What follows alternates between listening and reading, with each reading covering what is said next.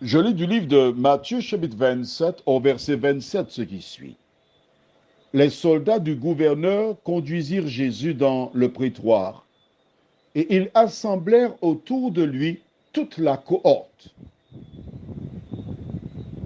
Prions. Notre Seigneur et notre Dieu,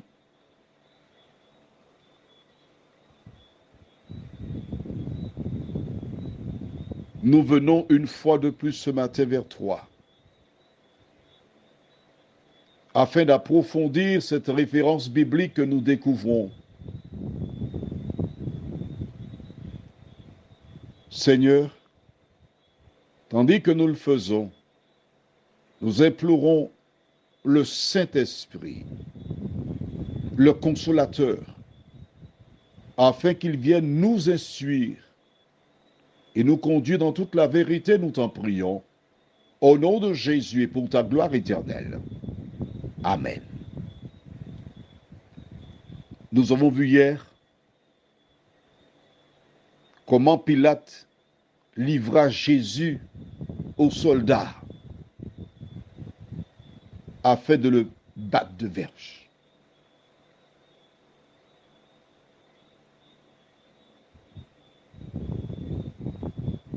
Généralement, lorsqu'on fouettait, parce que c'est le terme, il y avait à l'extrémité des lianes des éléments fer qui, lorsqu'ils étaient entrés en contact avec la peau, arrachaient la peau. Et Pilate ordonna, avant de crucifier le Christ, qu'on agisse de la sorte à l'endroit de Jésus. Vois-tu, derrière Pilate, il y a le même être qui t'incite à rejeter Jésus. À travers cet acte-là, il cherchait à provoquer Jésus pour qu'il se révolte, pour qu'il se défende. Et lorsqu'on ordonna de lapider Jésus, non, de le fouetter, pardon, les soldats les plus robustes ont décidé de se mettre en file indienne du plus fort. Les maigrelets, les faibles n'étaient pas admis dans la sélection. Et lorsque le premier a tenu le fouet, la foule autour de Jésus faisait ainsi. Ouh, lorsque le fouet partait, il criait, c'est salé. Un, c'est salé. J'ai traduit c'est salé. Deux, il voulait s'assurer qu'il reçoive les 39 coups de fouet. Pourquoi? Juste pour toi. Essaie de visualiser cet événement. Essaie dans ta tête à faire le film, à refaire le film, à réaliser que cela s'est produit juste pour toi. Ne pense pas aux autres. Il a fait ça pour moi, parce que le salut est individuel. Et après les 39 coups de fouet, l'ennemi ne s'est pas contenté de cela. Il va utiliser encore des soldats pour l'emmener, pour se moquer un peu plus de lui. Mais je voudrais te dire une parole que tu ne devras jamais oublier, une parole que Jésus prononça.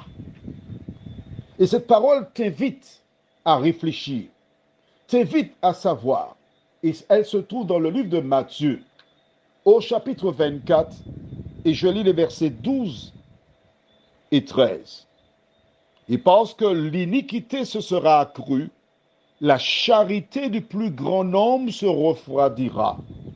Mais celui qui persévérera jusqu'à la fin sera sauvé. Jésus a enduré toutes ces persécutions, ces mauvais traitements, afin de te laisser un exemple, afin que tu saches ce qui t'attend, ce qui t'arrivera. Mais n'oublie pas, c'est celui qui persévère jusqu'à la fin qui sera sauvé. La question que je te pose en ce matin, où seras-tu? Prions.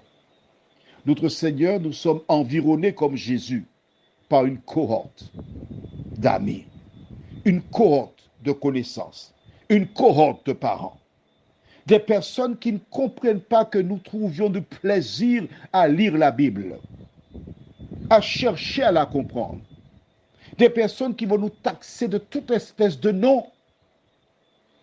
Mais Seigneur, lorsque nous regardons ce que Jésus a enduré pour nous, nous réalisons plus que jamais que le moment est venu pour chacun de se tourner vers toi.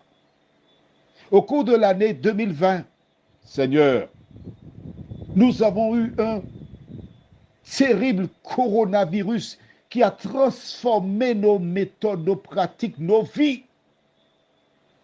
Par le passé, il n'y avait pas de place pour mettre des véhicules près des maisons funéraires ou autres pour les veiller. Maintenant, il n'y a plus de veillée. Nous étions retenus par de nombreux cortèges lors de funérailles. Maintenant, on les enterre aux Antilles avec juste 10-15 personnes. Qu'est-ce qui se passe? De nombreuses entreprises sont fermées, ont été fermées. Plusieurs ont fait faillite. Qu'est-ce qui se passe?